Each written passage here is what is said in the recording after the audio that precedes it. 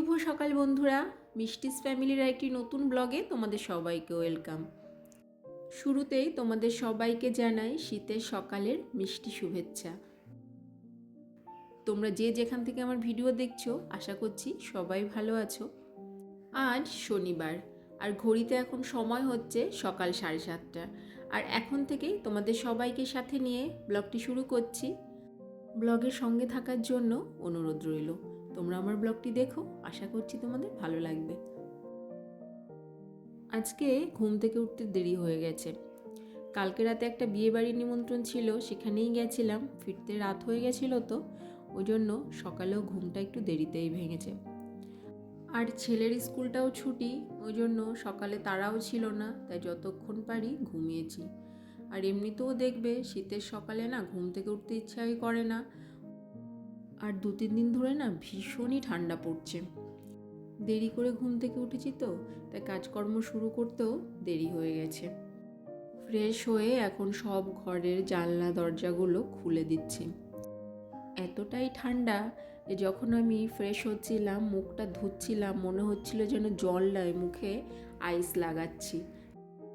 ছেলে ঘুম থেকে ওঠার পর প্রতিদিনই ওকে যখন আমি ব্রাশ করাই, মুখ ধোয়াই, তখন না গরম জল করে তারপরে তার সঙ্গে একটু ঠান্ডা জল মিশিয়ে সব করি। কিন্তু নিজের বেলায় সেটা করার কথা একদম মাথায় আসে না। আসলে তখন না মাথায় চলতে থাকে যে ঘুম থেকে উঠেছি, এখন এই কাজ, তারপরে ওই কাজ করতে হবে, এই সবই তখন মাথায় চলতে থাকে। কিছু ভেজা জামা কাপড় কালকের, এগুলো বারান্দায় ছিল, শুকিয়ে গেছে। সকালে যে রোদটা এসছে না, প্রায় 1-1.5 ঘন্টা রোদ পেয়েছে, তাতেই ভালোভাবে শুকিয়ে গেছে। তো সেগুলো তুলে নিলাম। ছেলে ঘুমোচ্ছিল, এখন ওকে ঘুম থেকে তুলে দেব। আর তারপর আস্তে আস্তে বেডরুমের যে কাজকর্মগুলো আছে সেগুলোই করব। শীতের দিনে না প্রচুর এক্সট্রা কাজ করতে হয়। তার মধ্যে একটা হলো এই যে বেডরুমের ফ্লোরের ওপর এসব ম্যাটগুলো পেতে রাখা। এতটা ঠান্ডা হয়ে যায় যে পা ফেলতেই পারি না। তাই প্রতিদিন ঘর মোছা টোছা হয়ে গেলে এই ম্যাটগুলো পেতে দিই। আবার তারপরের দিন সকালে ঘর ঝাড়ু দেওয়ার আগে এগুলো তুলতে হয়। এই কাজগুলো এই শীতের কমাস প্রতিদিনই করতে হয়। কাজ করতে করতে না এখন একটু ঠান্ডাটা কম লাগছে। ঘুম থেকে যখন উঠেছিলাম ভীষণ ঠান্ডা লাগছিল। একের পর এক কাজ করতে করতে শীতটা এখন অনেকটাই কমে গেছে। ঘরে ঝাড়ু লাগিয়ে এখন চলে এসেছি আমার বারান্দায় যে গাছগুলো আছে সেগুলোর কাছে। তার আগে ছাদে গেছিলাম, ছাদের গাছগুলোতে সব জল দিয়ে এসছি। প্রতিদিন সন্ধ্যাবেলায় তো চা খাই, লিকার চা, তখন না চায়ের ওই পাতাগুলো সব রেখে দিই, ওগুলো আর ফেলি না। সেগুলো শুকিয়ে নিয়ে একটু 2-3 দিন, তারপরে এগুলো গাছের গোড়ায় দিয়ে দিই। এটা যেন তো খুব ভালো সার হিসাবে কাজ করে। বেড কভারটা একটু নোংরা হয়ে গেছিলো, তাই ওটা আজকে চেঞ্জ করে দেব। তাই ভাবলাম যে অন্য একটা বেড কভার পাতার আগে বেডটা একটু কলিন দিয়ে পরিষ্কার করে নিই। এইভাবে মাঝে মধ্যে কলিন দিয়ে পরিষ্কার করলে দেখবে নোংরাটা কম জমে।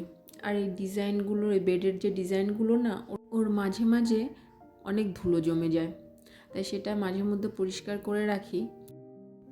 বেডটা প্রায় 12 বছরের পুরনো, ওই জন্য বেডের পলিশের কালারটাও না কেমন একটু হয়ে গেছে, তাও পরিষ্কার করে রাখি বলে এখনও মোটামুটি ভালোই আছে।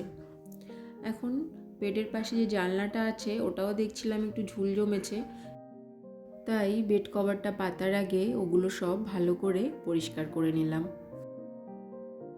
বেডরুমের আমাদের বেডটাই হলো সব থেকে আরামদায়ক জায়গা, তো সব সময় না ওটাকে সুন্দর করে পরিপাটি করে গুছিয়ে রাখা দরকার। কিচেনে চলে এসেছি, এখন ব্রেকফাস্ট বানাবো। অনেকদিন নুডলস খাওয়া হয়নি, আর শীতের সকালে গরম গরম নুডলস খেতে ভালোই লাগে। তাই ভাবলাম যে আজকে যখন হাতে সময়ও আছে, তাড়াও নেই, তাহলে একটু নুডলস বানিয়ে নিই। এমনিতে এটা বানাতে বেশি সময় লাগে না, কিন্তু অন্য দিন না একটু তাড়া থাকে, ছেলের স্কুল থাকলে তখন আর এভাবে সব কিছু করে খাওয়া হয় না। আর একার জন্য না করতে ইচ্ছা করে না, বাবা মা তো পছন্দ করে না, ওরা খায় না। তা আজকে হাজব্যান্ড বাড়িতে আছে, তাই ভাবলাম দুজনের জন্য একটু করে নিই। আর হাজব্যান্ড যদি বাড়িতে থাকে, সকালের দিকে শনি রবিবারটা ও বেশিরভাগ টাইম বলে যে পরোটা কিনে আনছি। ও আবার না ওই বাজারের কেনা পরোটাটা খেতে খুব ভালোবাসে, তাই ও আবার কি করে কেনা পরোটা নিয়ে আসে, ওটাই খায়। তাই আমি বললাম আজকে পরোটা আনতে হবে না, আমার ইচ্ছা করছে নুডলসটা খেতে, আজকে এটাই বানাবো আর এটা দিয়ে দুজনে ব্রেকফাস্টটা করে নেব। নুডলসটা আমি রেডি করেছি, আর এই যে শসা পেঁয়াজগুলো দেখছো এগুলো আমার হাজব্যান্ড কেটে রেডি করে দিয়েছিল। আবার ওপরে চলে এসেছি। ঠান্ডা তো এখন ভালোভাবেই পড়ে গেছে, ওই জন্য মোটা ব্ল্যাঙ্কেটটা আগেই নামিয়ে নিয়েছি। আর এই যে পাতলা ব্ল্যাঙ্কেটগুলো দেখছো এগুলো একটু যখন কম ঠান্ডা তখন ইউজ করছিলাম। এখন এগুলোর আর দরকার নেই, তাই রোদে দিয়ে ভাঁজ করে করে ব্ল্যাঙ্কেটের কভারের মধ্যে ভরে রাখছি। আবার যখন এই বেশি ঠান্ডাটা থাকবে না তখন হালকা ঠান্ডাতে এগুলো বের করে নেব। বলছিলাম না তোমাদেরকে যে শীতের সময় প্রচুর এক্সট্রা কাজ থাকে, পুরো শীতকাল জুড়েই না এগুলো চলতে থাকে। কালকে রাতে বিয়ে বাড়ি গেছিলাম তো, তাই এই জামা কাপড়গুলো পরেছিলাম, তাই এইগুলো একটু রোদে দিয়ে দিলাম। জামা কাপড়গুলো একটু রোদ লাগিয়ে নিয়ে তারপরে এগুলো আবার ভাঁজ করে ওয়ার্ড্রোবে রেখে দেব। সংসারের কাজের পাশাপাশি কত ধরনের কাজ করতে হয়, আর সব দিকেই না সমানভাবে খেয়াল রেখে সেই সমস্ত জিনিসের সঙ্গে তাল মিলিয়ে চলতে হয়। দেখো সেই সকালে ঘুম থেকে ওঠার পর থেকে কিন্তু একটার পর একটা কাজ করেই চলেছি। এটুকু জানি যে যদি আমি কাজ থেকে একটু টাইম বিরতি নিই, হ্যাঁ বিরতি আমি নিই, ধরো 5 মিনিট বা 10 মিনিটের জন্য হয়তো কোনো কাজের ফাঁকে ফাঁকে একটু রেস্ট নিয়ে নিই, কিন্তু এটুকু জানি যে আমি যদি কাজ না করে সময়টা নষ্ট করি তাহলে কিছুই না গুছিয়ে করা হবে না। এমনিতে আজকে একটু বেলা করে ঘুম থেকে উঠেছি তো, তাই একটু দেরিও হয়ে গেছিলো সব কাজকর্ম শুরু করতে। আবার নিচে এসেছি কিচেনে, এখন সময় হচ্ছে 11:30 মতো। ভাত বসিয়ে দিলাম, আর এখন অন্য যে রান্নাগুলো সেগুলো করে নেব। বাঁধাকপি রান্না করেছি আজকে, চিংড়ি মাছ দিয়ে বাঁধাকপি।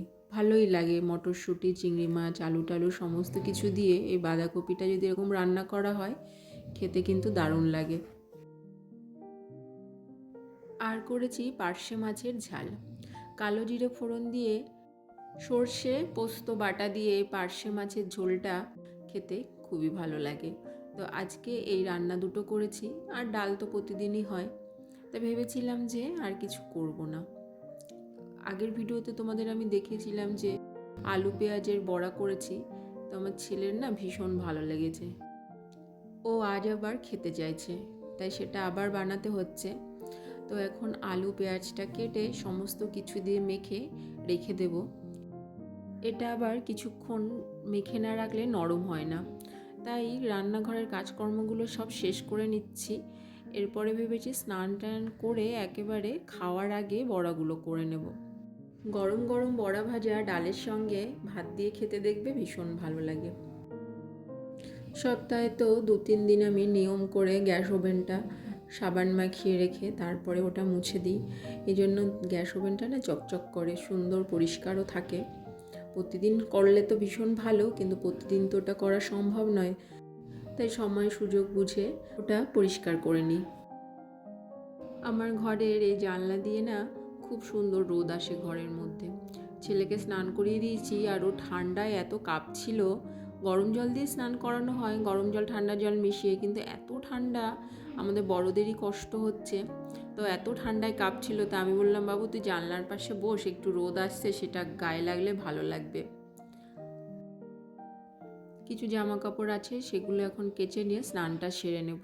আজকে আমার শাশুড়ি মা পুজো দিয়ে দিয়েছেন, আমার একটু লেট হয়ে গেছিলো, তাই স্নান সেরে এসে আবার কিচেনে এসেছি, বড়াগুলো সব ভেজে নেব। 1:30 বেজে গেছে, সবাই খেতে বসবে। তো বন্ধুরা আজকের মতো ভিডিওটা তোমাদের সঙ্গে এ পর্যন্ত শেয়ার করলাম, আশা করছি তোমাদের ভালো লেগেছে। দেখা হবে নেক্সট ব্লগে। তোমরা সবাই ভালো থেকো, সুস্থ থেকো, সবাইকে টাটা।